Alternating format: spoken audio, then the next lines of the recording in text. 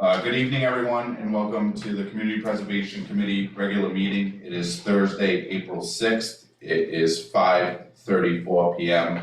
We are live at the Primetime Building and also available via Zoom. The meeting ID is 890-4766-8435, and the passcode is 798576. This meeting is being recorded and can be viewed at a later date on the Town of Dayton YouTube channel.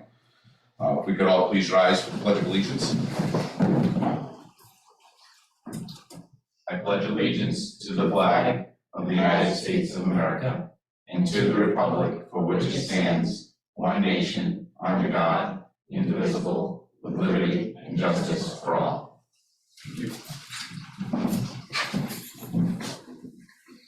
Let's start off with committee member introductions. I am Kevin Smith, Chairman, and I'm also the Parks and Rec representative. Dan Higgins, Planning Board Representative. Alicia Wilson, at-large member. Fran Cedrone, at-large member. William Fontaine, Housing. Jonathan Gale, ADA Coordinator. So the first thing that we have on the agenda is our financial reports. I did catch one thing, actually, You're gonna skip over the introductions. Oh, hey, I'm sorry, I wasn't listening. I did catch one thing, and I'm not sure, I do need to check with Serena, the town accountant, but Dave Eckerson should be here. I sent everything over to him. There was one discrepancy in the balances we were looking at last time with the historic. The available funds, it was about $6,000 short, so let me pull that up so I can.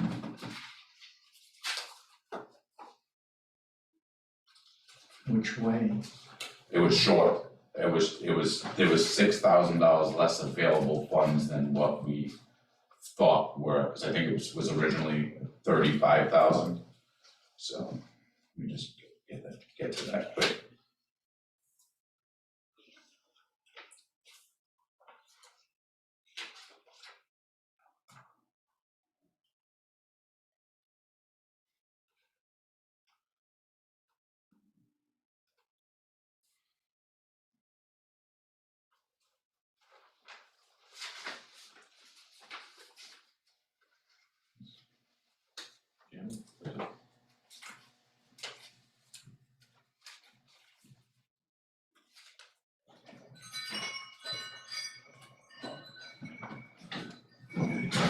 Good evening, Mr. Digits.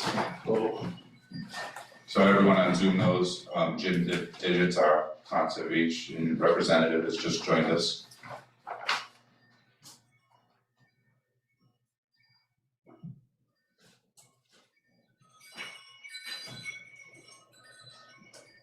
That's my cat. And also our financial representative, Dave Eckerson, has just joined us. You still got an open seat on the side here? We got a chair right here. Okay. Yeah, we're just gonna start financial reports, Dave. And I know that you were missed the last meeting. Yes, With us. I was pretty sick. So I don't have any updates from Serena. I think the best information. Can you put your summary up, Kevin? Yeah, hold on, get on the Zoom.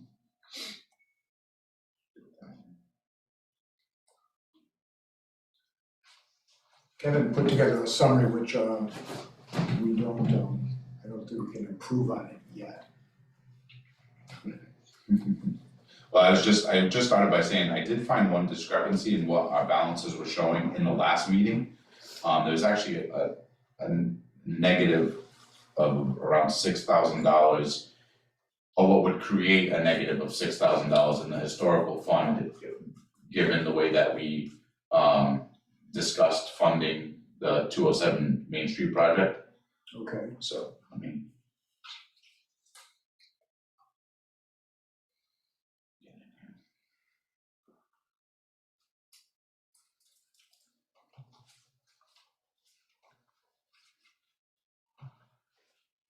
In other words, you're going to allocate 30,000. Correct. A balance of about $23,376.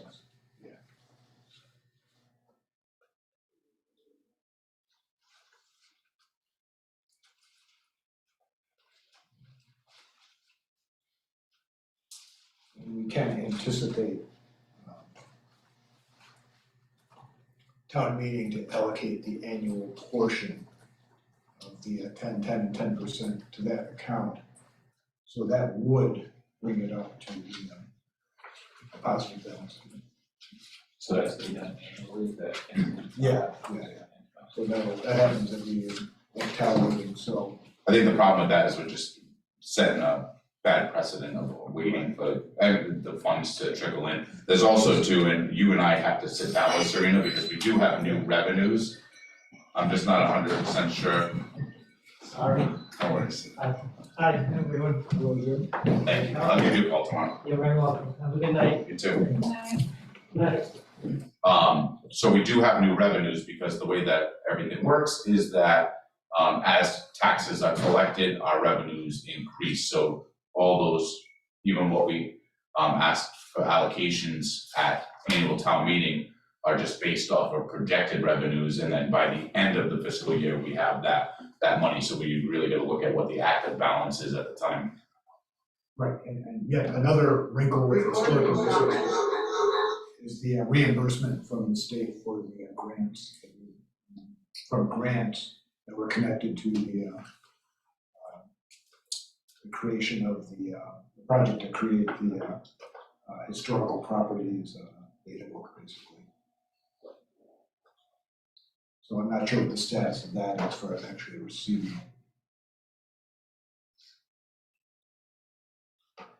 So one thing that did transpire too, and Mrs. Gills is with us, is that the first phase of the historic project was awarded the reimbursement, but the phase 2 was not. Right.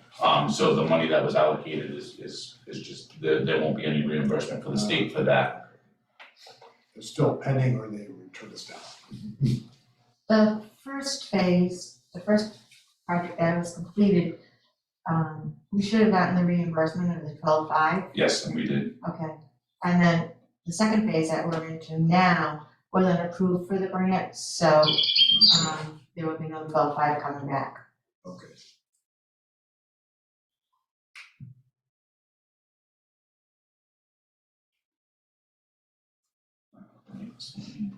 So,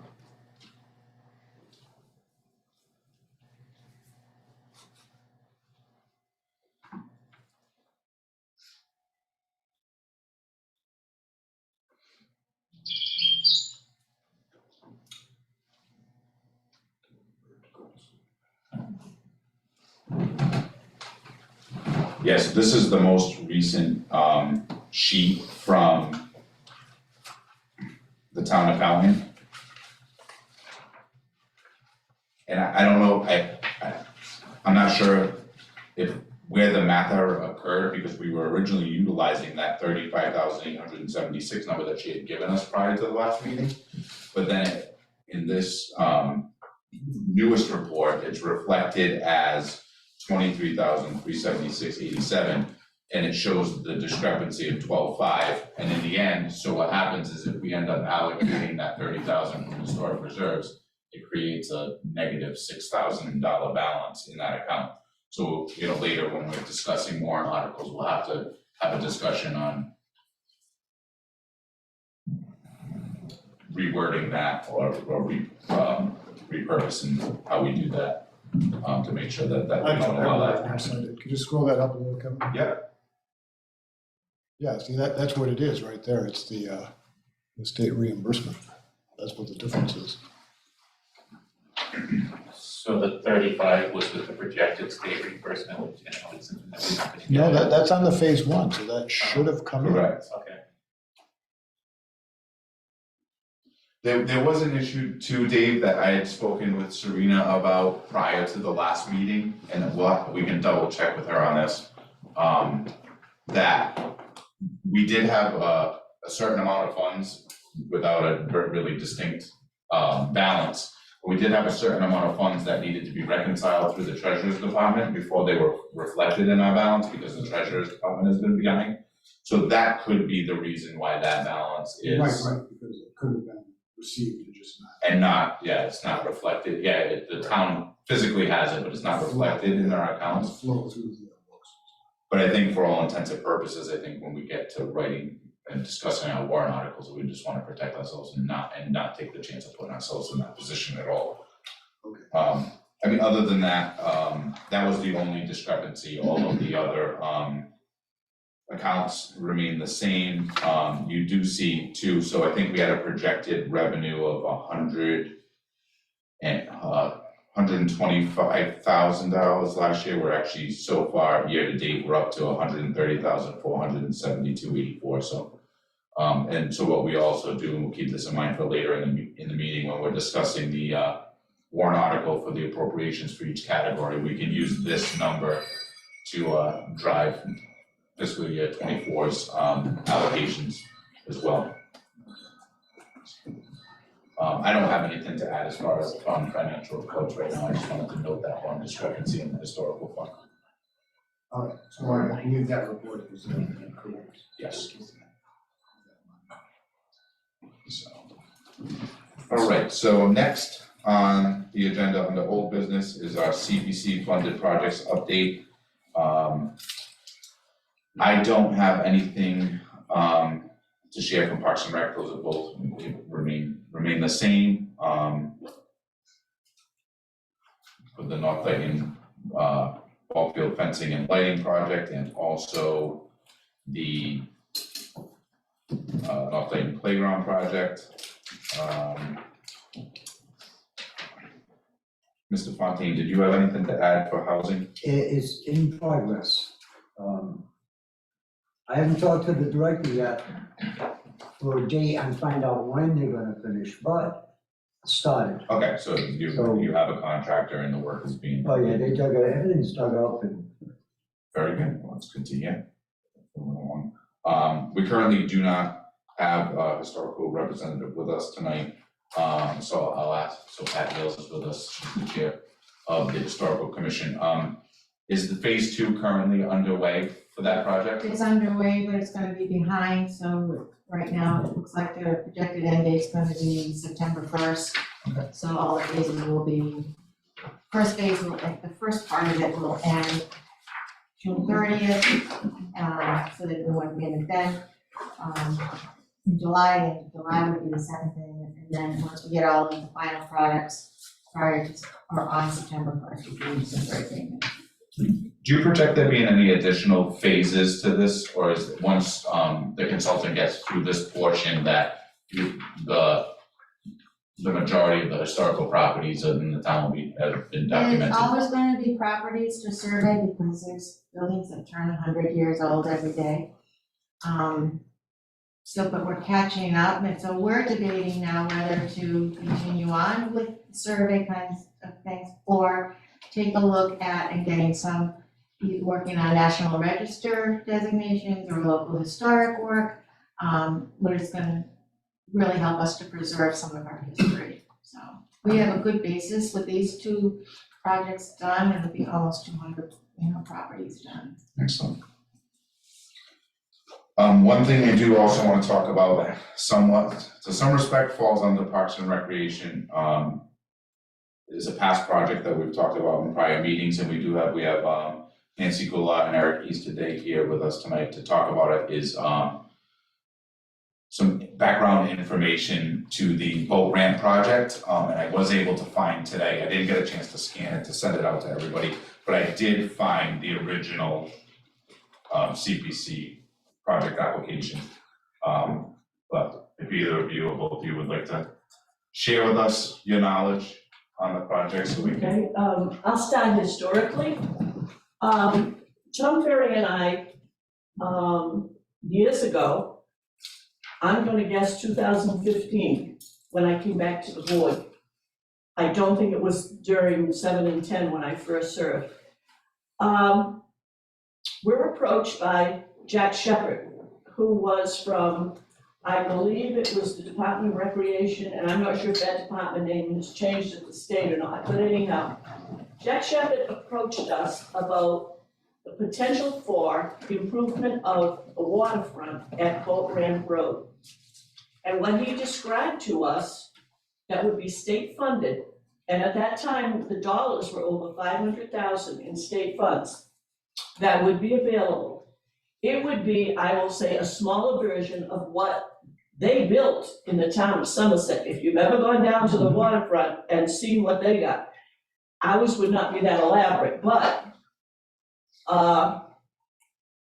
the point was that we need to make that whole area more accessible for recreation, for boating and fishing and so forth. The only thing the town had to do was take care of what they consider local expenses, which is what we deal with when we're gonna build bridges. So in order to get that funding, the town would have to acquire easements on both sides of Boat Ramp Road, so there would be additional land for parking of trailers, boats. I'm not a seaman, so you know, bear with me. We got you, Nancy. So just, I'm gonna just interject on Yeah. that, so I did have a conversation with Mr. Ferry this morning, and I believe we need to gain 80 feet in width, the entire length of Boat Ramp Road was what Yes, he so I gotta be careful, I can't go into a lot of detail in an open public meeting, because negotiations relative to easements are confidential. However, you know that money was appropriated.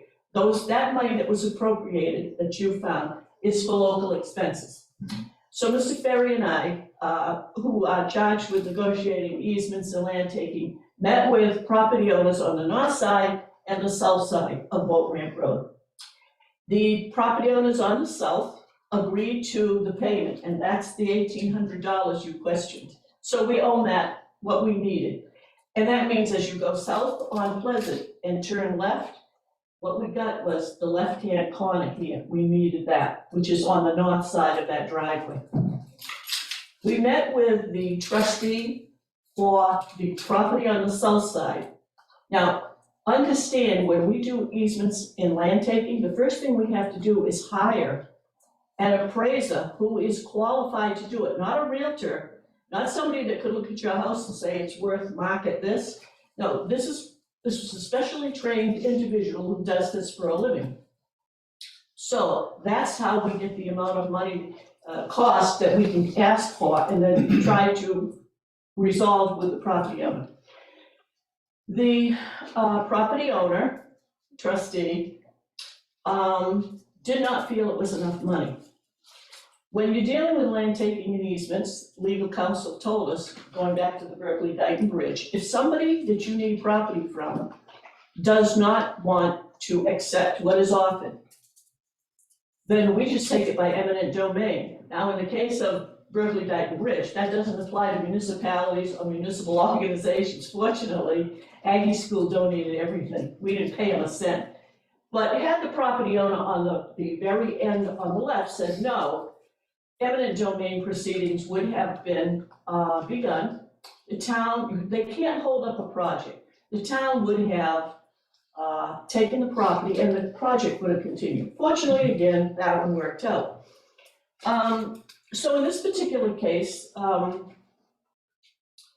the trustee said it wasn't enough money and asked for additional money. And I said, I'm sorry, we can't do that. We have to go with that appraisal. We can't, this is all we can pay. Okay? Explain the process and said, well, the next step will probably be a letter from town council about eminent domain. Well, the letter didn't get sent, and it didn't get sent, and I kept getting told that the law office was busy. Well, after the fact, and with some changes, I found out that it had been squashed by the then town administrator. So where we are right now is that money that is sitting there was the money that was to pay for that easement, had we taken eminent domain proceedings. What we need to do now is look at what's there. Unfortunately, the gentleman who did the appraisal was in a horrendous car crash in Taunton.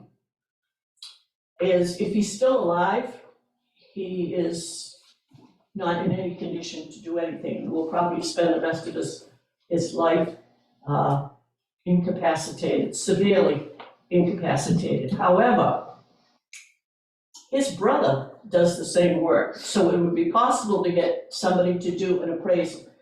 But we aren't at that step yet, because we really need to have you look at the plans. Mr. Ferry has the plans, I mean, the actual engineering that you could look at, and Mr. Ferry could explain to you exactly that, you could see the areas and explain the footage and all that other stuff.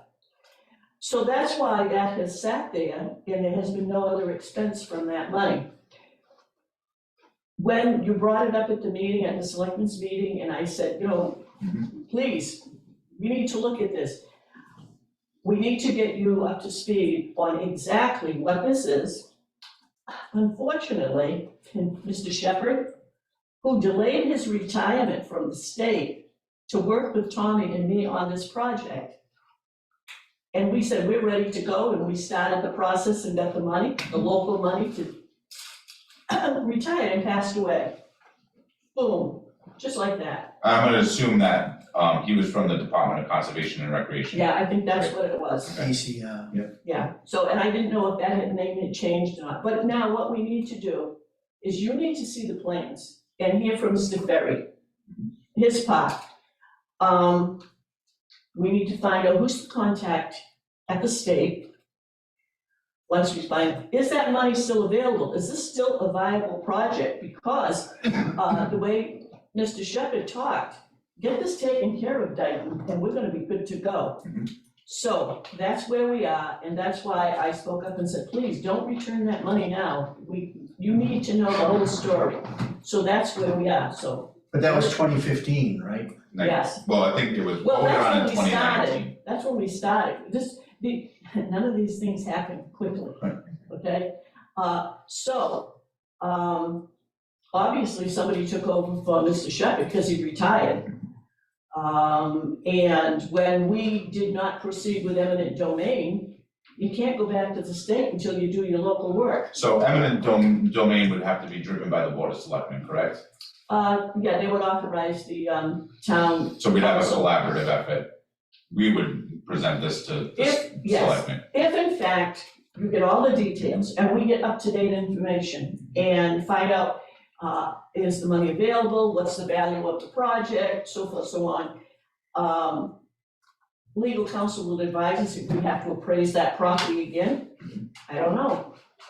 I've never run, first of all, in all the projects we've had, whether it's bridges, 3 bridges, sidewalks, you name it, we have never had anyone refuse an offer.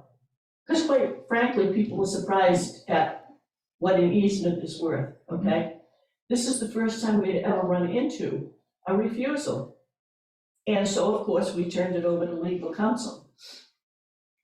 So, your committee needs to be updated, we need to be updated. Well, my only thought, I think, with the overall project too, is because we're somewhat removed from it at this point, and I almost feel like everybody needs to get their ducks in a row, we need to get all the information. We're most likely gonna need a new appraisal, it's probably gonna be more money. So we'll have to discuss this amongst ourselves, but does it make more sense to start from scratch and have a full plan instead of operating off of this, which, probably at this date? All right, Or we could also not amend it, but there could be an additional ask when the time comes. we have a paper plan, engineer's plan, so we know that. That should be good, that won't expire. Procedurally, we need to know what we have to do. We need to know if we need an appraiser. Before we get to that point and spend any money on an appraiser, we need to contact the state and find out, is this project still viable? Is the original money there? Mhm. Is there more money available? Because we Right. hear about all this money they do whatever with, but before we spend a dime, we have to know if it's viable, is the money there? Is the deal still, town of Dayton, take care of the local stuff? All right, and once we know all that, and you have a chance to get all your information about the project, and we have a real live contact. After all of that is done, then it would be, all right, we need to approach the town to move forward with this. Or if we find out before we spend any money on lawyers or easements or anything, appraisers, if we find out, oh, that money's gone, oh, the state did something else, that's a whole nother ballgame, then we are gonna have to start over. If in fact, we find out there there's money available and we wanna pursue it. Well, I will say this, and it's only a couple times, I think, in the history of Dayton, that kicking the can down the road has worked out in our favor. This might be one of them, because DCR is just putting in massive efforts to just revamp, especially waterfront properties. And also, incorporate, accessibility into those properties, so we might have, you know, I don't know. Yeah, we might have got lucky, because they've just been super proactive in helping towns renovate their spaces. I think it was Mattapoisett, like they did a beautiful boardwalk dock and an integrated boat ramp, so, yeah, so I think. Nancy, who reached out to DCR at the time? I believe Jack Shepherd reached out to the town of Dayton. I do have some contacts in DCR, so I mean, I'd be happy to. Oh, so I did talk to Tom Ferry, and I told him that Eric and I were coming tonight, and,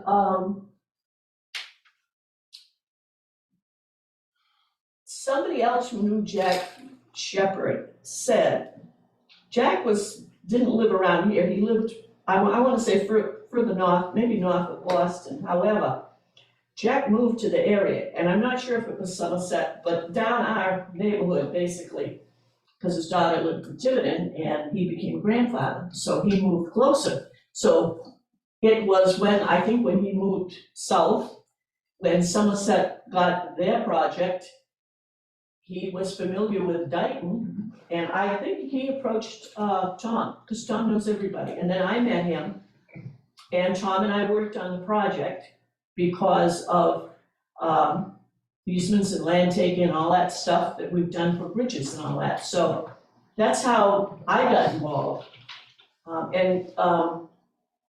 When Tom and I are working on a project, the easiest way to explain it is, I'm the process person and Tom is the project person, meaning I'll handle the paperwork for easements and all that good stuff. You got questions about the project, Tommy's the guy with the plans, so he answers those kinds of questions. So that's how we've done with sidewalks and bridges and all that good stuff. So, I'm sorry I can't give you more details, I have the plans, but really Tommy's the guy that's gonna give you that information. Yeah, and unfortunately, and I ran into my town hall, he couldn't make it tonight, he did give me some bits of information that will, get echoing a lot of what he told me. And we're gonna discuss this, later on in the meeting, I just wanted to kind of So get an update. if your committee decides, we need to start gathering information, and if you've got contacts at DCR, you can reach out to and see if anybody who replaced, Jack Shepherd, or how is that Well, going? for a while, it was a gentleman by the name of Matt Fisk, he lasted about a year, and, I can't think of the gentleman's name that's in charge now, but we've worked with a couple people also too. Actually, Mr. Cavallo will have some info too, because part of the trail contacts and great engineers they were working with on that project, so I think we collectively, That's pointing in the right direction. yeah. Yeah, You so, can add? that, I don't, no, that was really, If, when you discuss it, you want us to continue, just let Tom know, or me, Eric's part of this team now, Eric. Whatever we can do to, help move it along, what we really need from your committee is, all right, we want more information, we wanna pursue it up to the point of, we're not gonna spend any money, but we need a really good picture of everything involved. And there may be several people involved in trying to figure out or contact people, to get the information we need. Because it was something like, it seems like we don't have to do anything, and if the project's a good project and there's state money available, But Don't Yeah, we- well, really, so I think really where we're at is, if you guys just wanna get contacts and forward it over to me and let me make phone calls on behalf and then gather the information, cause that takes some load off you guys, I'm happy to do that. If the phone call has to come from you guys, that's fine too. That's really where we're at, start with the state, see if it's still there, see what we can do, and then push it back to us and say, alright, we gotta take care of some local stuff. Well, I don't think anybody ever had a problem with the project or anything like that. It was just, it kind of just got left in the wind. Same thing happened, you know, with Parks and Rec, the North Layton ball field fencing and lighting, it was 2019, that was approved, and we're working on it now because I just happened to stumble upon Sure. the fact that the money was there, so. if everything super. falls into place, like you say, if the money's there, it's like a no-brainer. The recommendation is gonna have to come through your board and any other Trails Committee or anybody else who may have discussed this or been part of it, because it's gonna take your recommendation.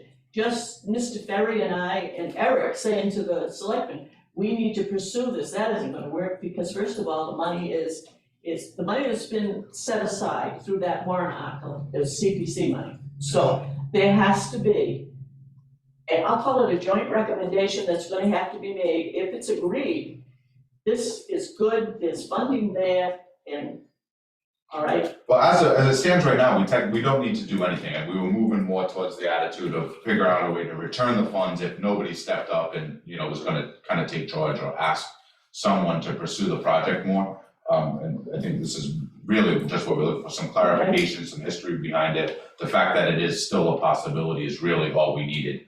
I think at some point, just because of the time that has passed, there'll probably have to be revisited from one party to ask for more funding, and we can cross that bridge when we get to it. so, like I said, like Eric said, he's willing to make phone calls if somebody has information. Thank you. I'm gonna talk to, Tom Ferry, I'm sure Tom and I will do what we usually do with something like this. Give you periodic updates on this is where we are, Eric has talked to whoever at wherever. Whatever we can find so that we keep giving you reports, progress on where we are with this thing. And any other committee that's involved, whether it's Mr. Cavallo or somebody else. I would greatly appreciate that.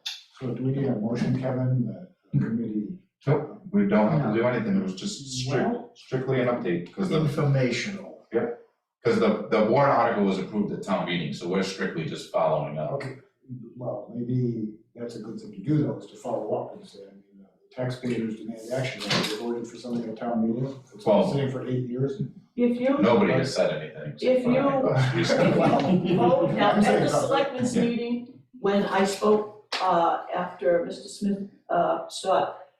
And that's when I said, please, don't do this yet. We gotta get this word out, and, Selectman Hull said, I need really more information about the project before I figure out what to do.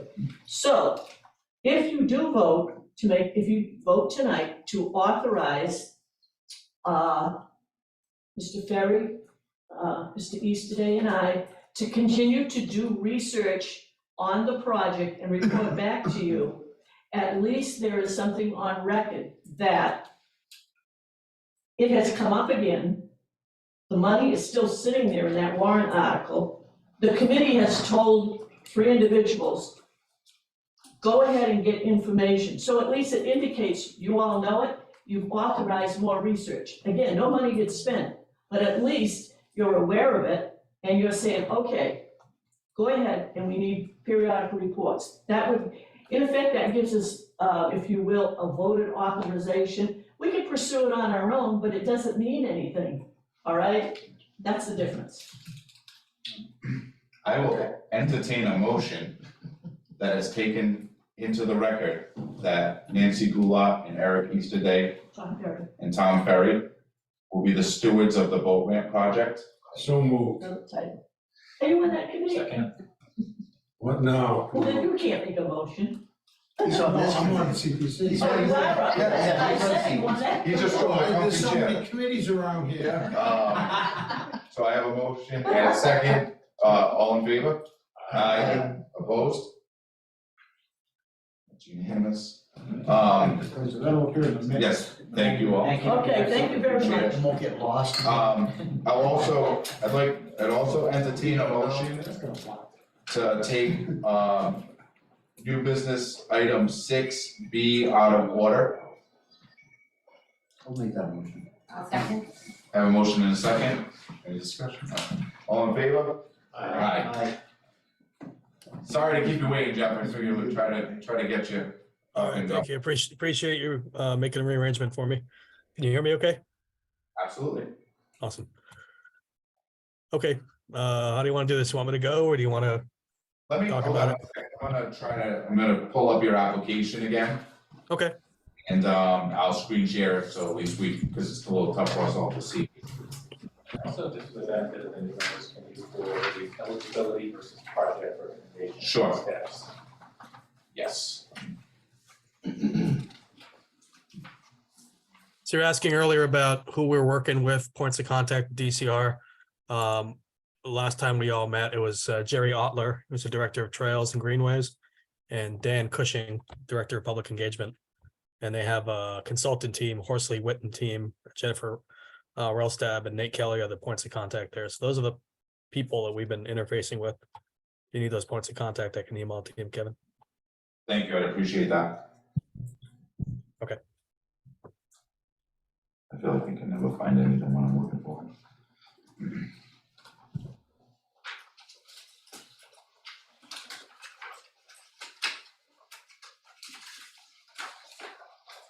Mr. Digits, now I know what you're talking about when you say, you send us these emails with 10,000 people saying stuff and a bunch of attachments.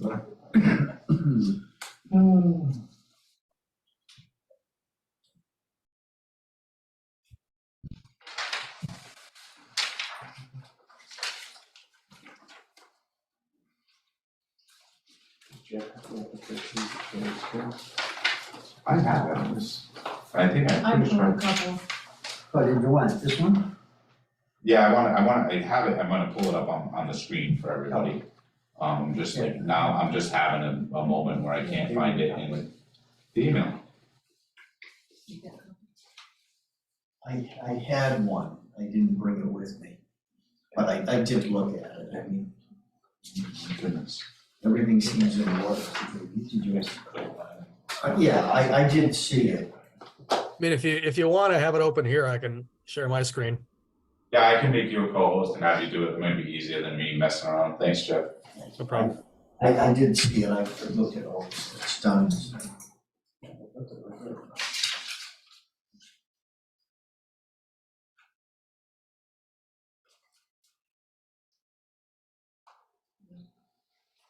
Yeah.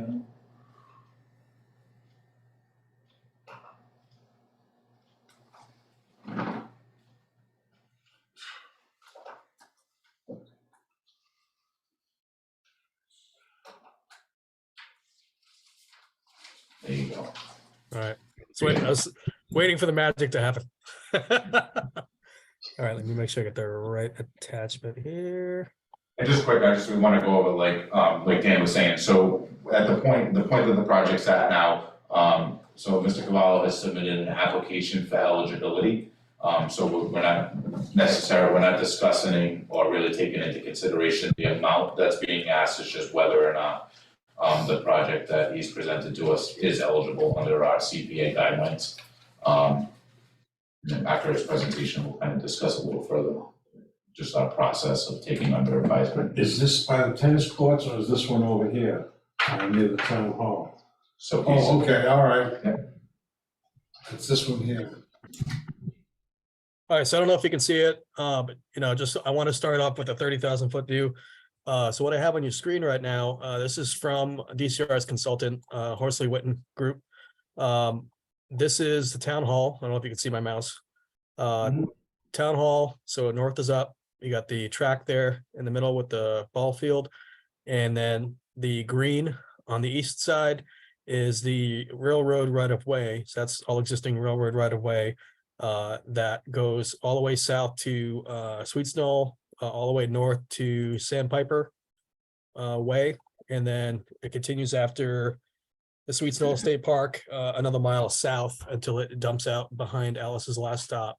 So this is a 2 mile DCR trail That's being fully funded, design, engineering, permitting, and construction by Department of Conservation and Recreation. So what we want to do as a town is, as they're working towards all that work, we want to take advantage of the time we have to put in connections in the town of Dayton to make things possible for the residents to connect to the trail once it gets put in place. So on this quick sketch, there's a couple different options we were looking at. So if you look at the red dashed areas, the one to the north, first where my mouse is, so this is the parking lot for the town hall. And so first option is to have a trail connection that would start in the vicinity of that little hut there that's existing. I've got another picture on another page, but I just want to show you the overview first, so you get the lay of the land. One option is to go along in that graded area and eventually work your way over to where the trailhead would be. Right now, there's an existing footpath that I know a lot of people from Bristol Aggie come and go from there. I think that's actually the path taken by the cows for the Cow Chip Festival. So they go back through there. So that's an existing access to the railroad right away. That's option one. Option two is the south end of the same property, but it's over next to where the workout area is. Let me zoom in. It's a little blurry, but you will get zoomed in too much. Zoomed in a bit too much there. All right, so this is the workout area existing right now. This is the road that leads down. There's a fence right now that's closed here, but if you you guys are right here in prime time. So if you head down there, this red dashed area, and I'll show you what that's going to look like. So that's option two. So let me zoom out again, and hopefully you can see that okay over there. So this first picture here actually shows that's that option two. So this is trail hall concept option number two. This is a lot of nice eye candy to the left, but you'll see this two top left pictures are existing. This bottom picture is just an idea of what we can put in here, and also this one here. But on the overview, if you think of north now being to the right, this would be that road that comes down, and the intent would be to put a small parking area next to the existing fitness course. I think there's 6 spots here, 1 handicap, and then there'd be a paved connection that would meander and then have a low elevated bridge area that would eventually connect to this on the south here, that's the DCR trail that would be there in the future. So this is one option. This is the most desired option because it's the cleanest. The other option is what I showed before, option one, and this is more of a Google Earth picture of it. Here's town hall, and we'd have to have some kind of a connection that would go on the existing path here and work its way here, and just looking at it at a different perspective, that's what that looks like today. So you'd use some additional existing parking area, and if you look at the previous, you'd have maybe a couple of cars park here. That's where the library trailer is right now. So you got parking here. There's your parking area where people could access that trail. And to the south, we're to the other option two, this where we were proposing a separate setup altogether. So that's the gist of the project and what we're looking at. Option two is what we're leaning towards. So what I have before you this evening is the terminology used, eligibility determination form for matching funds for a Mass Trails grant. So we put in a Mass Trail. We, like Mullen, town administrator, put in a grant request for Mass Trails to fund the project to do the design, engineering, and permitting for this project. And so we got a ROM from the DCR consultant, and they do Mass Trails does an 80%, 20% structure. So Mass Trails, if the grant gets funded, Mass Trails will fund 80%, and we have to match the 20. So if we're not talking about numbers tonight, all I'm going to say is what we're coming with you before you this evening is to request the funding for the match for this project. And the timeline for this, Kevin, you know better than I do about where we delayed it. I think we were looking for hopefully getting a decision from to fund this, I think it's a special, right? We weren't trying to put this on the annual, right? After speaking with Administrator Mullen, I don't think we were up against the gun to make it to annual town meeting, so we have a little bit of time to think about this. I think we're gonna have to do, I do wanna ask you one question about option 2, which was your preferred option. Is that parking area is gonna be kind of where the berm is, or heading towards where the berm is? Yeah, so I've zoomed in. You can see the berm is right here. Okay. So it would be south of the berm. Will the proposed road, I think that the grade right there, the existing grade is an accessibility issue as it pertains to getting down to the track. Is there any thought in that process of establishing a slope so that foot traffic, like we'd have ADA compliance with foot traffic down that road to access the track space? The intent would be, because we were working with the DCR's consultant, that's a consideration in all their designs. Yeah, it would be, I have no reason to believe it wouldn't be an ADA compliant access road down here. You mean where we're pointing right now? And this, at this point, I mean, these are just concept drawings. Right, yeah, but the DCR consultant, Horsley Witten, is taking that into not more than consideration. They're using it as part of their design constraints on the entire trail. So this would be no different.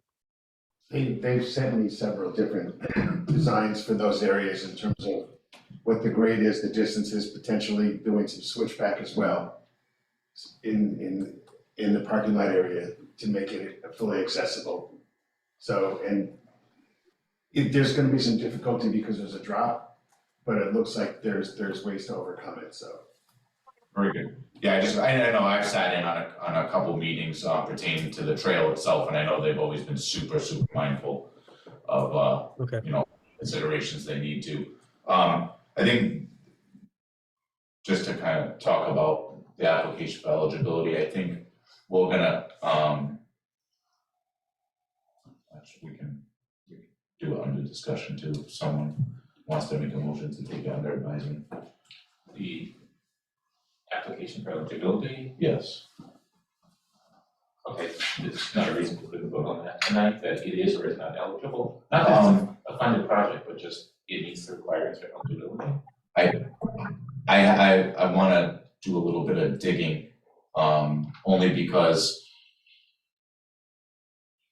most of the projects I think that have been funded through open space and recreation have been actually creating a space, and I think the engineering language, we might wanna do some research on before we, give the thumbs up to the eligibility. I didn't have a chance to do a lot of digging on recreation Well, projects. it's both, it's open space and recreation. Well, yeah, they fall under the same, essentially, kind of some of the same criteria. Typically, like the language of open space would speak more towards the acquisition of land, and recreation would obviously be. Right, I think creating it trails. fits more under recreation. No, I think I'm not so much concerned about the category that it's put in, as that the fact that we would be, talking about funding engineering and not the implementation of a plan. So I think we should, and again, we have time on this, we're not trying to rush it to get to this town meeting or anything.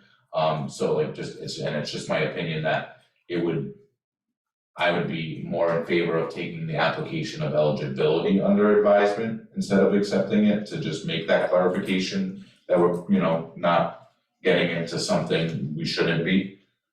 Just because I'm not entirely, we've been so historical, focused that it's tough to switch gears and get back to recreation. So I'd just like to, I think the best approach would be take it under advisement, and then in our next meeting, we'll have, solid answers of whether or not, yes, it is or is not eligible. So, with that being said, if anybody wants to make a motion to take it under advisement. I'll make the motion. I'll second. I have a motion and a second. Any other discussion? Is everybody's overall okay with that? Oh, yeah. I think it just falls into a little bit of a gray area, just so you're aware too, Jeff. I'm just like personally not super familiar with the language of, funding engineering versus, I don't feel like it's gonna be a big problem, but I just wanna make sure we, cross our Ts and dot our Is before we move forward. Okay, that sounds good to me. Right, Thank you. Thank you, appreciate it. All in favor? Aye. Opposed? Just a quick question, not to get off the subject, but I don't see where you get the sandpiper on this. And the town has a lot of land there that could also afford some parking. I understand, but that's, so if you, look on Google Earth, and, you can see where this, railroad right of way continues further north. Continues about, I want to say half mile or maybe 3/4 of a mile from Town Hall to Sandpiper. So, it's a straight line, beeline north from when you get on the, rail trail here. It's not shown on these maps here, because it's outside of the scope of what we're proposing tonight, but Kevin, I don't know if you've got the slides that DCR shared. There's a lot of really Yeah. good drawings, and they went along and laid out concepts for every single section, up to and including options for how they can get up onto Sandpiper, because Sandpiper is actually going to be a challenge. We're considering maybe just making that the end of the trail, but we really want to get up onto Sandpiper or get up eventually to the Taunton town line is where we want to get across into Taunton, because they're making a trail coming south. We want to make a trail going north. It's like the railroad meeting north, east and west. We want to make sure we get there so we can make a nice smooth transition into Dayton, through all of our, our areas, and then continue on into Somerset. So, but yeah, we have a lot of existing documentation from DCR and their consultant of what they're planning all the way up to Sandpiper. So I could definitely provide that if you don't have that handy, Kevin. And I think for Sandpiper, Jeff, correct me if I'm wrong, there were a couple of issues with Sandpiper. Yes. One was the residence issue, and the second one was that the drop grade was about 40 feet. It was it was a long grade. So what they were considering was a switchback and kind of a meandering path coming down off the road and going south and then turning northeast and then finally coming down. So it was going to be, I think if they did it, it'd be beautiful. I think it'd be very expensive. And so that they're kind of weighing options right now. That's to handle the grading issue. The other issue that I think is a challenge is trying to put a trailhead on a cul-de-sac where people live. Nobody likes that idea. However, there are plenty of examples in the state of Massachusetts even, and some of the members of the Trails Committee, Rachel specifically, have been out to, I've got to get some photos of other parts of Massachusetts where, although people didn't like the idea initially, having a trailhead at the end of the cul-de-sac turns out to be a really nice benefit. Very good. Jeff, I don't want to cut you off or move you along, but I No, got that's a bunch fine. of business. So you got a lot on your plate here. I just wanted to make sure I answered all the questions. But thank you for coming on. I'll stop talking now. So Nick, if you meet next month, if you need me to come back, let me know. All right, yeah, I'll keep you posted. It doesn't pertain to his application for eligibility. I'd rather just move on. We have a Yeah, bunch of it stuff. does. Okay, just, Jeff, you can't talk about, realistically, you can't talk about a trailhead without the context of the trail, so keep that in mind, okay? We're gonna want to hear about the whole project. Yeah. Cannot- Oh, okay. Will do. Thank you. Thank you, Jeff. I'll drop off. That's all right. Yeah, no problem. All right, so we're gonna circle back to old business, item B, closing out completed or canceled CPC project accounts. So as we had talked about briefly in the last meeting, Stuart Saginaw from the state CPA, it pretty much just said to follow whatever bylaws or protocols that your town has in place for closing out projects that are completed if there's remaining funds, or in the case where a project is canceled. I think the boat ramp is what brought up this language because there was nobody to speak on it. I think typically if a project, even if it's approved and it's gonna get canceled for one reason or another, there's almost always gonna be somebody to speak on it and come before us and say, thank you, but this project has been canceled, so we're not gonna move forward. So Dan did do some investigating, and in our application, I don't think we need to go really beyond the application language, but I do think, like you had stated, maybe we need to, there might be some tidying up of the language. I'll let you kind of speak on it because you did the research. Well, this is just in what we had done earlier this year when we came up with our new process, and then the disbursement and monitoring of funds, we say, when a project is completed, all unused funds will be returned to the CPC. So that's kind of, we had said, the North Dayton Playground may have some unused funds. There's no need to go back to town meeting to return that. You can just simply say project completed, X number of dollars remaining, comes back to the CPC. And then we also said that times passed without project completion and the funds are not expended, they should come back. Someone should come back to us, explain what's going on. We can decide to grant an extension. If not, we go to town meeting to bring the funds back. Having said all that, these are internal guidelines that we wrote up ourselves. But basically, from what you told me from the CPA, it's totally at our discretion. So, these are what we came up with, and we probably didn't even think it through 100% when we came up with these, because we didn't have real life examples in front of us. But that's what we currently have for guidelines. We don't have any time frame though, do we? Set forth, like, for example, they'll come back and give us an update on an annual basis? Well, no, we do, because it says each funding request must include the project's date and the period of time within which the requested funds are to be expended. So if somebody says, this project is gonna last 2 years, if 2 years have passed and the money hasn't been expended, and the project hasn't moved, much like the boat ramp, that's when, we would have to visit it to talk about, But nobody gave it to us on the boat ramp, they just left it. well, until, Tonight. right, and there is, I just found this, and there is no, specific timeline. It seemed like an If exploratory. it was now, we'd put a timeline. Right, it would have to be, we'll use the library as an example, like they, said completion by, December of 2024. So they had a time frame for us to follow. I think that's part of accepting an application is that, that timeline, falls within the amount. I'm just wondering if there's a way to make part of the application condition requirement of an annual update, It does. you know what I mean? As opposed to, whatever the project might be, 2 years, just so that we do formalize. Well, basically. We did say that, it says the CPC will request fund recipients attend a regular CPC meeting to determine whether an extension of time to complete the project and expend the funds is needed, or if the project will no longer take place, vote to return the funds to the respective accounts at the next town meeting. So I think we're covered.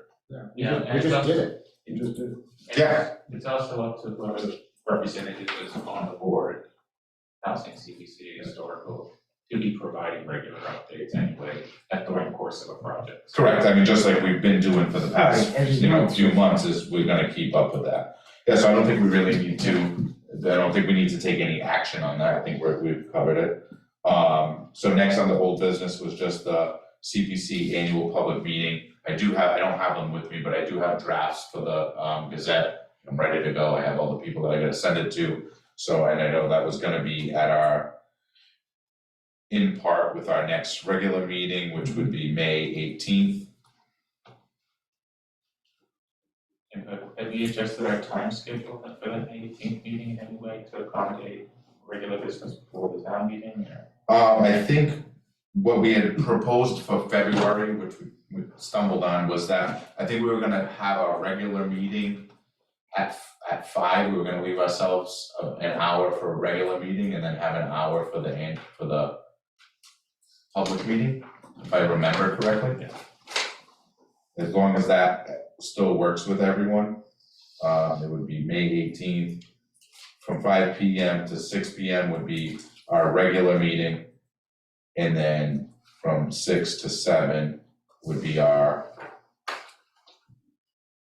annual public meeting. I'm assuming we're gonna have it here. Yes, there will be healthcare. We're gonna go from 5 to 6 with the regular, and then 6 to 7 with the. You're right.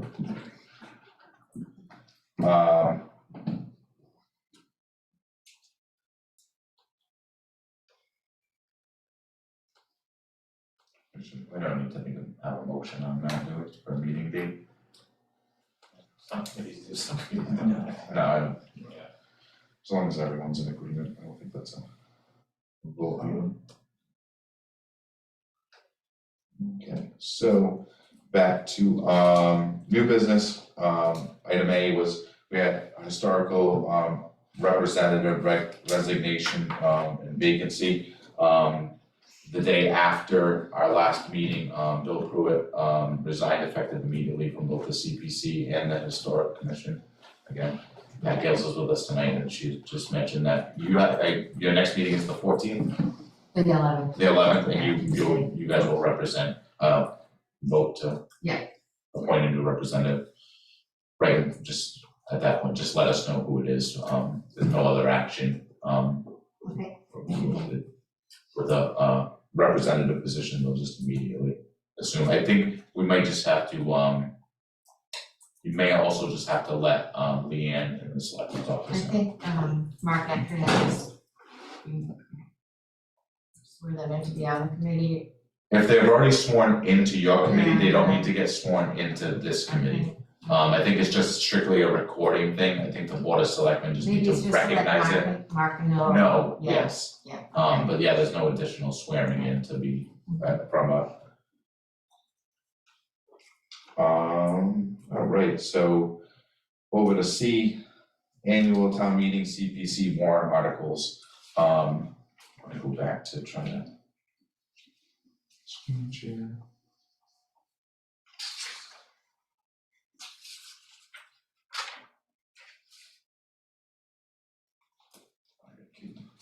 I'm so cautious.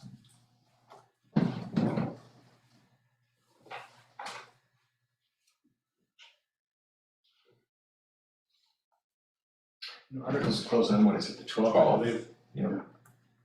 So, I started to draft a little bit, I'll read them because it's a little tough to see. So our first article would be our typical article, to do our appropriation of reserve funds, we'll just need to input the amounts. So the article would read, to see if the town will vote to appropriate a reserve from the community preservation annual revenues in the amounts recommended by the community preservation for the committee's administrative expenses, community preservation projects, and other expenses in the fiscal year 2024, with each item to be considered a separate appropriation. Appropriations from FY 2024 estimated revenues for the CPC administrative expenses, X amount of dollars. The revenues would be estimated revenues for historic, community housing, open space, and then our budget reserves. So based off of the 130,472 for our year-to-date revenues, and I mean, we're really close to the end of the fiscal year, so I think that's a safe number to use. If we round it down to 130. So we can allocate, so of 130,000, that would put, 13,000 in each of the three categories. And then 6,500 into administrative.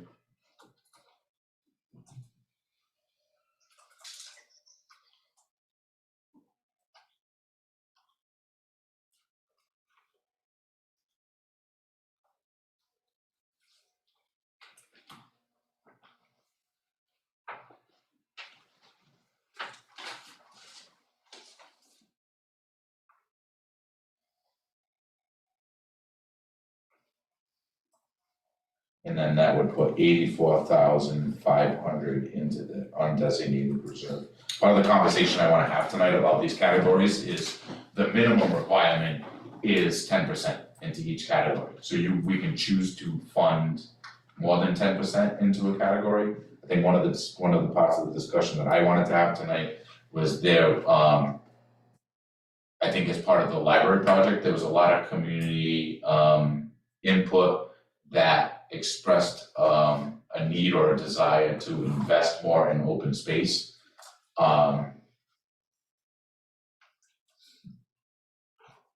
I think we don't, it's totally up to the opinion of everybody in the committee, and I'd love to hear all your thoughts. We do have the ability to kind of, to show that, you know, we did listen to their concerns as part of that process, and maybe we can set aside some additional funding, you know, to build up that account, so if something does come before us, we're a little bit more prepared. We also, though, we always have the budget, the undesignated reserves to fall back on for those projects. I just kind of wanted to throw that out, that as a thought of mine, that, you know. To actually put it into the different categories rather than leaving it undesignated, you mean? So just. Above the 10%? Yeah, so like, say if we wanted to take and put 20% into open space and you put 26,000 into it, and you can do that with any category. I think it's just based on, you know, the wants and needs of. How easy of- can we change it back? You'd have to wait until the annual town meeting of the following year. That's the And it only doesn't, drawback. it doesn't, yeah, so once you put that, you know, 20% in that fund, it's locked in that fund until the following town meeting. But like I said, we always have the undesignated reserve to fall back on, so we don't necessarily have to do it. I think I just wanted to kind of say my piece to let, you know, the taxpayers of Dayton know that we did hear you, that, you know, open space acquisition is a priority of yours. Yeah, to your point. See, it's if you like- leave it in undesignated, then it's You can like get- first come, first served, hey, I want that. And Well, not how do first you come, say first, no? not first come, first serve, I mean, worthwhile, in meeting the needs of the community, Yeah, you know, we more have than to anything, decide, but then we'd have to be the bad guys kind of too. You're gonna be the good guy and the bad guy, on every one of them. Welcome to Yeah. CPC. Yeah, well, Yeah, yeah. no, I understand.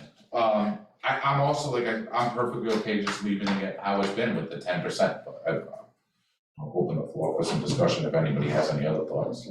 If you're gonna say anything at the annual town meeting, then it would be good to have some in open space so you could point to that, listening to the public. Yeah, I mean, yeah, we can certainly just, you know, throw it out there that it was, As a goodwill. yeah, it was recognized. Yeah. Just as part of when we're presenting articles, I don't think. I'm like a little wishy-washy. Yeah. There's kind of a structural thing where open space is weaker than the other things, because there's no representative from the open space committee. I'm on the land use committee. It's not easy to go from properties that might end up in town hands to actually getting them in town hands. So open space can get less of a voice compared to actual things like playgrounds, Right. libraries, so. Well, So there needs to be sort of community input, not only, yeah, let's have more open space, but which open space, well- which one do you want? I think that was one of my points when receiving some of that is, yeah, because we had this conversation in the last meeting, the two things we can't make more of is open space and historic properties. We have what we have until it's gone, and that's all there is to it, but yeah, it just seems, and I think, you know, that's really gonna be the Conservation Commission, if, you know, of highlighted pieces, and even periodically, I think maybe we just do a better job of inviting a representative from the Agricultural Commission, because we can also preserve open space with an agricultural restriction as well. Doesn't necessarily have to be an I open mean, space. open space, we got two projects tonight that's being discussed, that's really open space.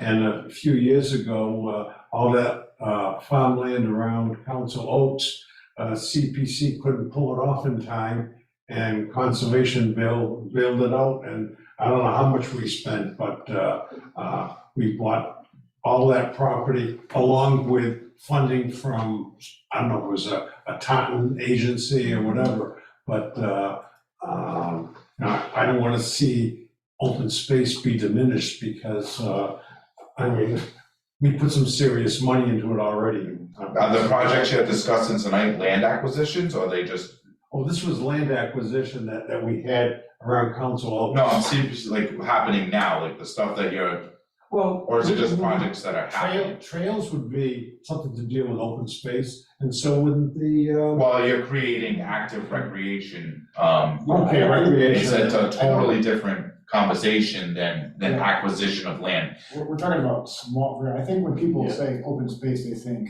big acreage, stop development.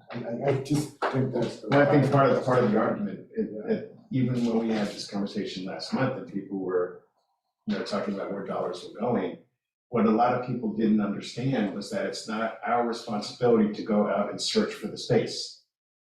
We can fund projects and think about funding projects that are Broadfest, but it's not our job to go out and look what we can acquire or, what it's gonna be used for in advance.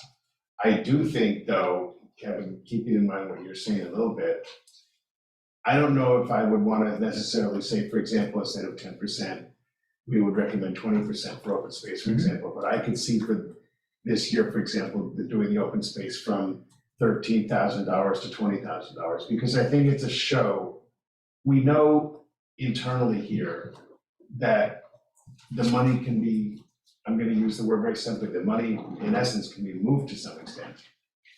And how, whether from different categories. Well, it can't get moved from different categories. Well, no, not for the year, I don't mean, if we designate 20,000, it's there. Oh, no, I get what you're saying, so yeah, you're saying we're not stuck to the 10%. Exactly, that's what I'm saying, we're not stuck to that. That was my thought process. So I think it doesn't hurt, for example, to designate 20,000 as opposed to 13,000. Keep in mind though, that, and this is kind of the other side, because it was kind of having a Jekyll and Hyde thought on this, is it's open space and recreation.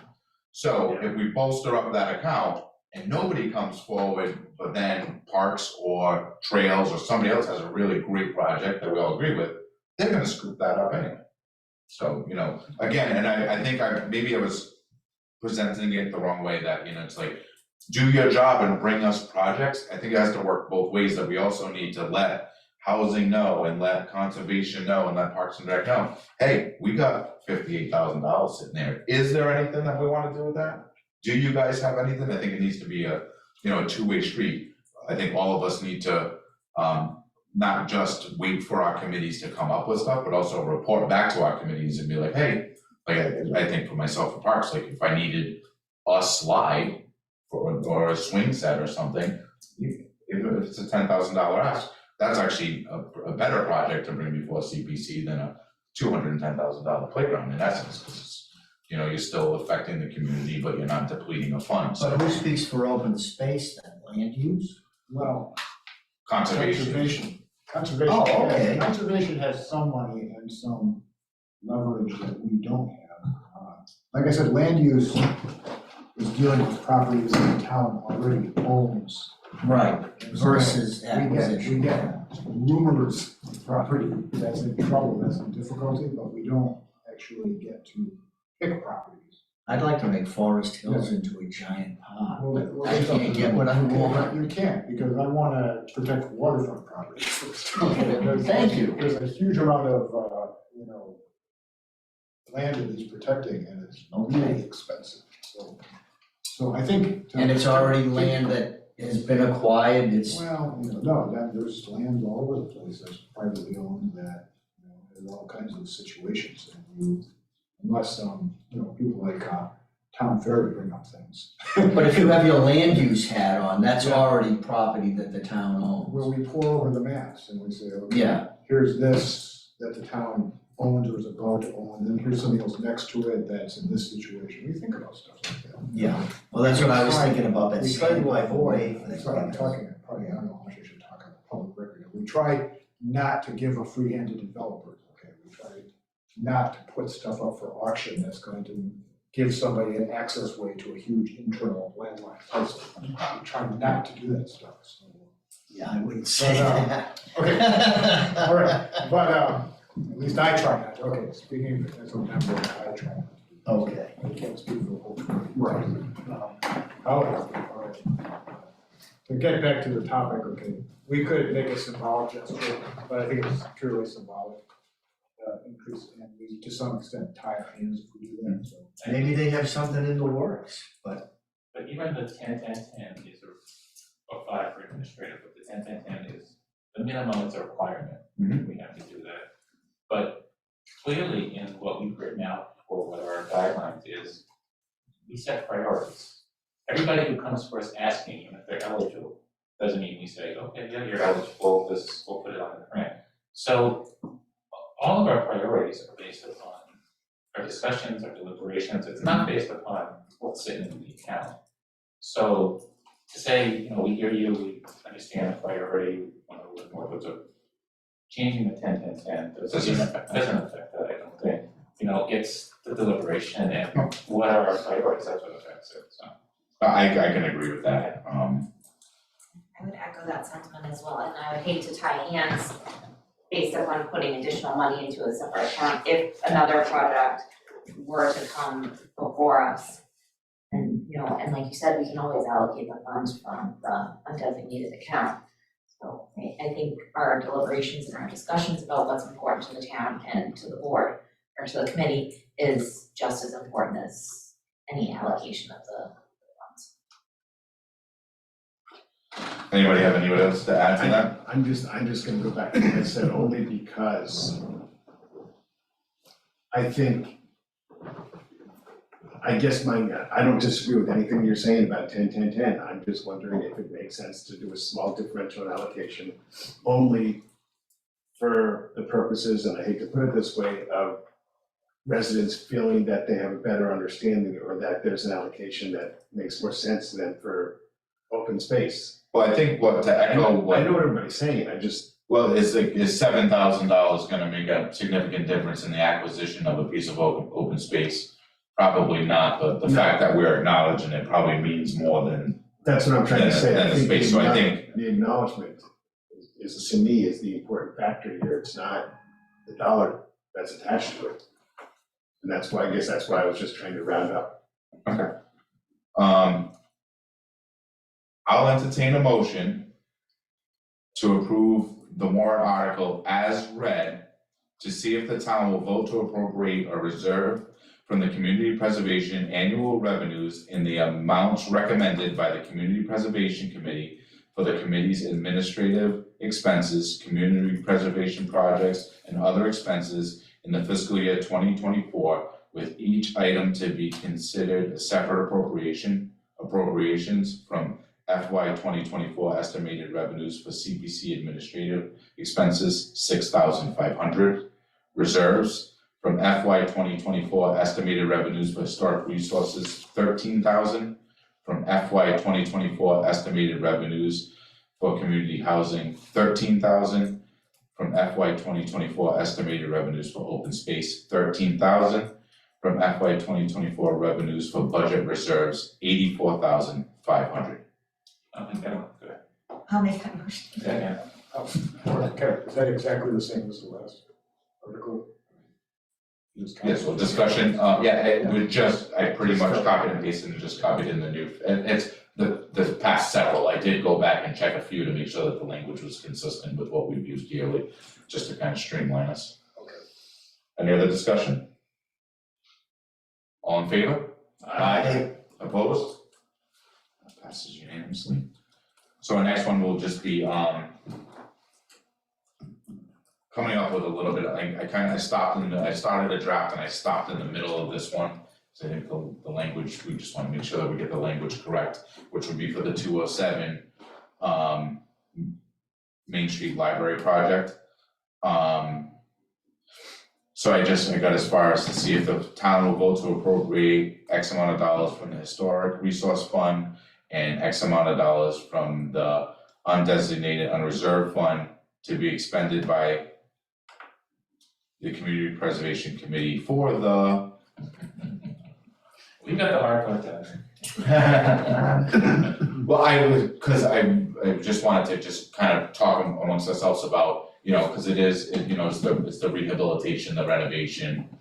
I think we could write a warrant article that's this long.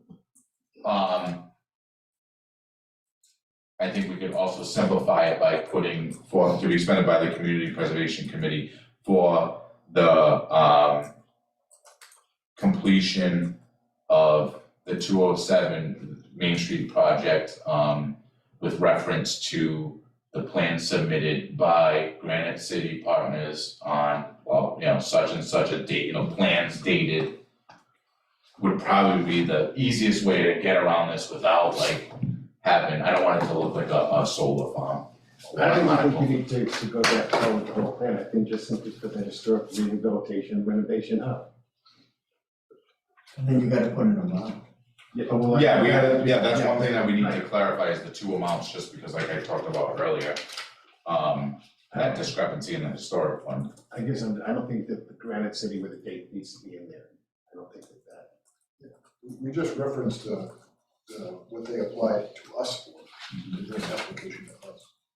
Well, that's what I mean though, because it could be, you know, for the HVAC, for the this, for the ramp, for the, like, we could carry on. Yeah. Would it be proper to characterize what they're doing though as it's infrastructure only? I mean, it's some carpentry, but it's also HVAC, electrical, lighting. That gives a little bit more clarification. The other sounds a little bit wide open to people who may not have, you know, been following. Right, so to give What it the some money is. context. Whereas just, you know, referencing that this is, maybe infrastructure is not the correct term because then you think structural things, but something to that extent, just to categorize the nature of what the ask is. So for the improvements, renovations.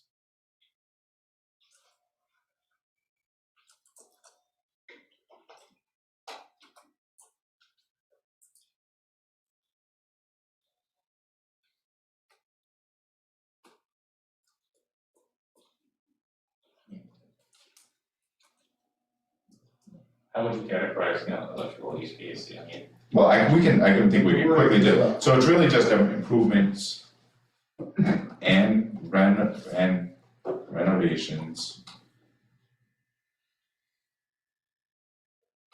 to the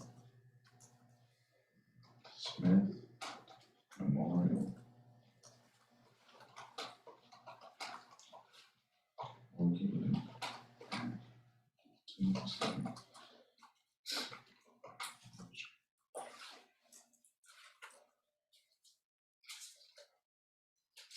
It all comes out of historic anyway. Yeah, that's how it was eligible. Yeah.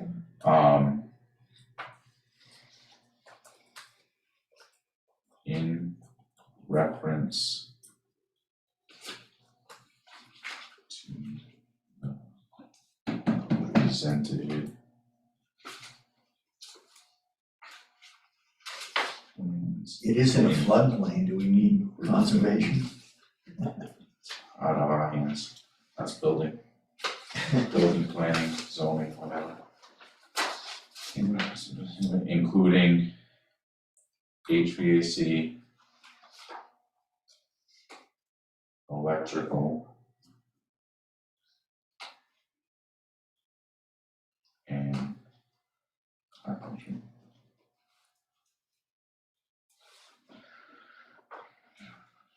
Yeah, I think the three words, Kevin, are preservation, rehabilitation, and restoration. Thank you. It's not accurate. All right, give it for the, Preservation, rehabilitation, and restoration of 207 Main Street.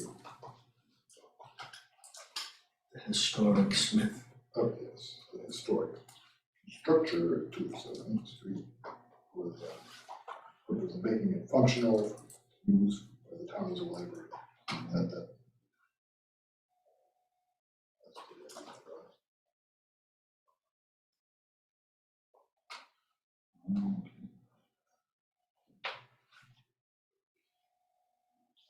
what Add accessibility to that as well. yes, Yes, should we reference Granite City Partners at all, just as? I think we should just, I don't see why we need to. Well, I think you just have to have somebody be accountable for the plans presented in the project, because they really are overseeing the project. It's the historic committee, that's what we're saying, right? No, it's the library building committee, Not, okay, library. presented by and do we even need it? I don't think it's gonna say, according to the information put in there. Proposal As for presented, but if anything, as presented by the library building committee. Somebody's gonna I come don't back think and you say, wanna name you said if, a you private said vendor. as. Yeah, right. Presented by,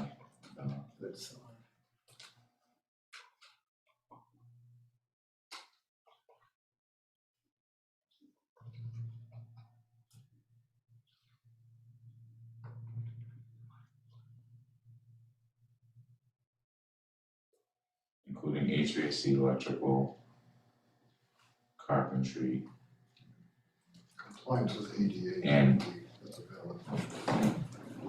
EDA. I mean, that goes without saying, but it's not bad to put it in. I'm not certain. The only thing I'm thinking of here is that somebody's gonna stand up and say, I thought you submitted $200,000 for HVAC. It doesn't matter, that grant, we're not gonna argue with I know. anybody. I'm just, They can ask the question, this is a warrant article, is a warrant article, it doesn't matter what the grant was. I'm just thinking, you know. You can't put any language in here that addresses that, I mean, we'll, as residents, if you wanna get up and combat that conversation, you're more than welcome to.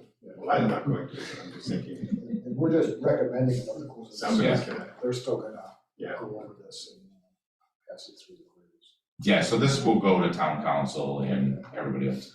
Alright, so again, back to that deficit that we've created, or, possible deficit in the historical resources, category.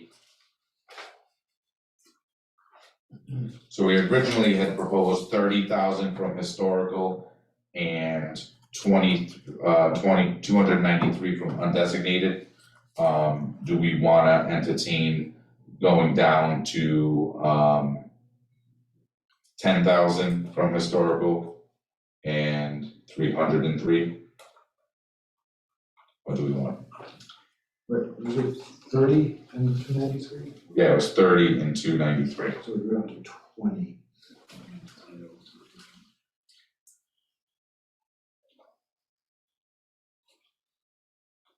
We wanna create a little bit more padding and go 15 and 313. Well, the historic committee is, Well, to be fair, Seems a lot. yeah, the historic committee has kind of, used up their own funds, it's not, When we. I don't think we're being unfair by any means, it's just, I just don't wanna create, an accounting, issue. When we voted for the 323, did we separate? We did, we voted it as, and that was more like as a recommendation to do 30,000 from historical and 393. Now that we're writing the warrant article, it's totally within our capabilities to amend that. Which one do you think looks better? I mean, I'm okay with pushing the envelope and just to cover the. I have a fear of tapping into the undesignated more than we absolutely have to. I would agree with that. I think we need to maximize the amount we can use from historical. I don't want to deplete it down to like a zero number and have to flirt with that either. But I think dropping that down to 20,000 and then just raising the undesignated to 303 makes the most sense, because it still gives us a $4,000 buffer in between, zero and, okay.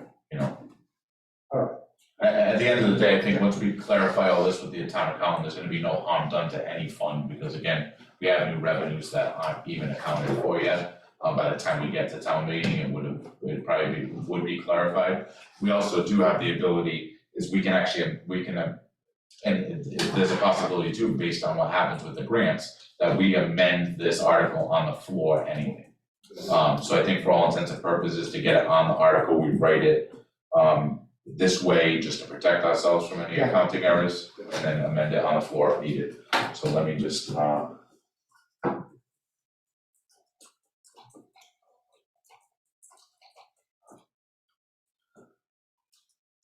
just wanna add that.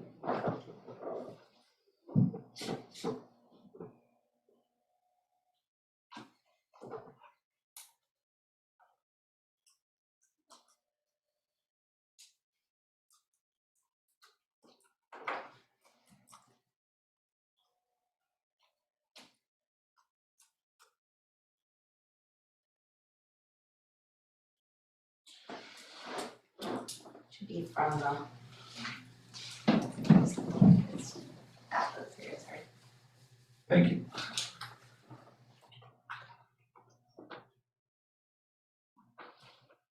I'll read that out loud once and then we'll go into, to see if the town will vote to appropriate $20,000 from the CPA Historic Resource Fund and $303,000 from the CPA Undesignated Unreserved Fund to be expended by the Community Preservation Committee for the preservation, rehabilitation, and restoration of this historic Smith Memorial Hall located at 207 Main Street as presented by the Library Building Committee, including HVAC, electrical, carpentry, and ADA compliance improvements.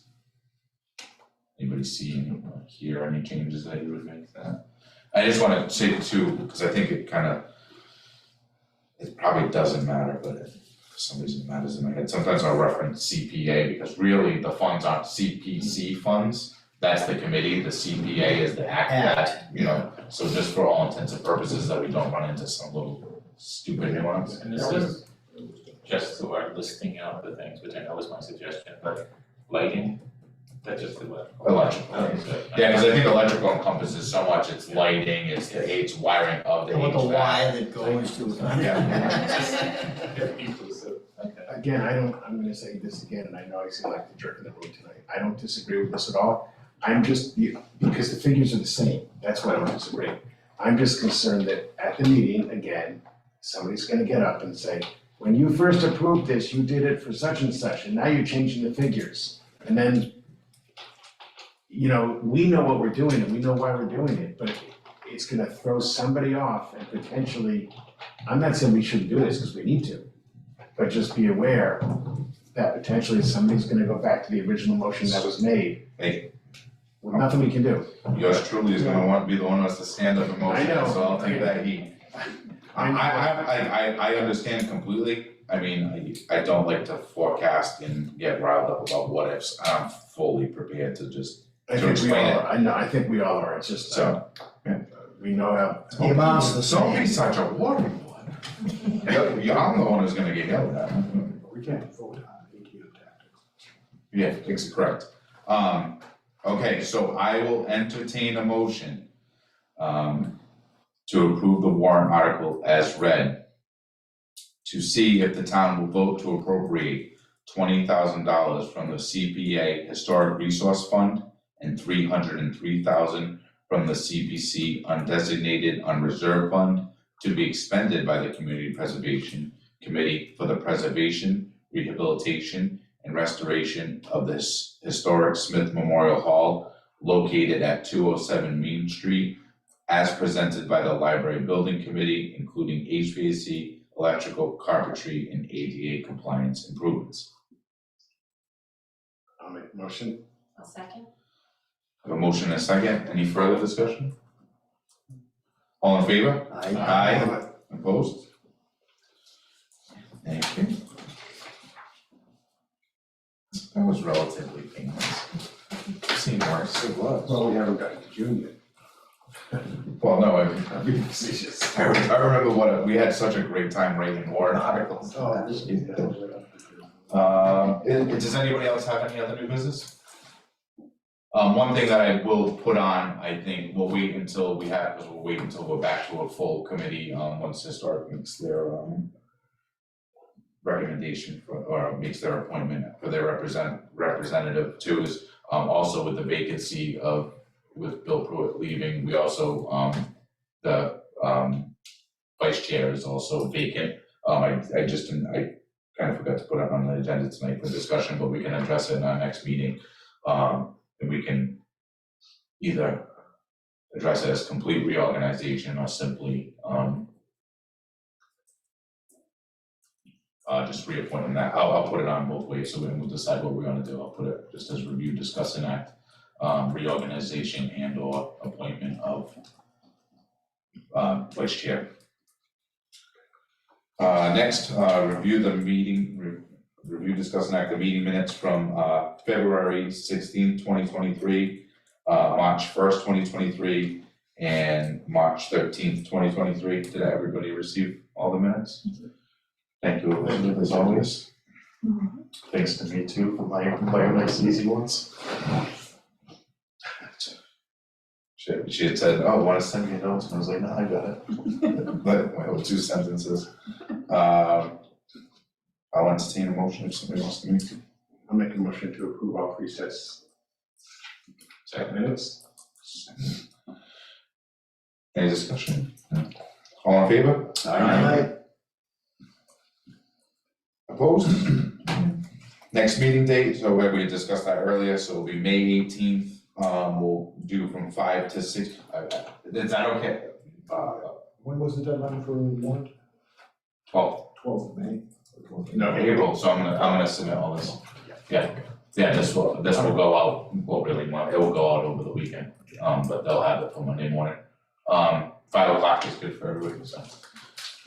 Mr. Chairman, when do we have to have this posted in the newspaper? 2 weeks prior, so I'm also gonna just be proactive and not do what I did last time. I'm gonna send this out like immediately and just give them the dates of when it should be posted. We could change it May 18th, right? No, we're required as the committee to hold an annual public meeting of our own. Where we invite everybody in, I'm sorry, yeah. I thought you meant the town. No. Okay, yeah, I'm sorry. So yeah, from 5 to 6, we'll have our regular meeting, we'll discuss any On the regular 18th, business. yeah. And then from 6 to 7, we'll have the annual public. And that's the, what, 18th? 18th, And that's gonna be in the old town hall? no, we'll be here. Okay. Actually, that's a good point, did we talk, no, We talked about possibly doing it there, but there might be issues because it's a 50 annual over there. So. Yeah. I mean, I think it's fine to keep, I don't think we're gonna get that much. Certainly from the, you're gonna have Well, conservation. I mean, we've got a a real full agenda on conservation. Oh, I'm gonna be with you, yes, we're gonna have to move, my butt that night. Why, you have conservation too? No, I have a Parks and Rec project that I'm gonna submit for that meeting, so. Oh. Good thing you said that. Are you done with your I plead the fifth, I don't wanna talk about it, it's been a long week. I am done. I know that you were working on it and Lisa was giving you some assistance. Yes. I say, you can't write it for Public input, nobody's on Zoom, nobody is, actually, well, Pat, do you wanna have any public? No, I'm good. You're good, thank you. With that, I will entertain a motion to adjourn. them. Motion to adjourn? Or a second? All in favor? Aye. So we are adjourned at 7:12. Kevin, Hey, you said before you something run about- away, I should introduce myself. I'm new on the committee here. I'm Brian Cedrone. Yeah, we've met. I'm the guy on Lincoln. You don't know who I am. Lincoln Avenue. Yeah. Ready for your first meeting? Okay. Think about this.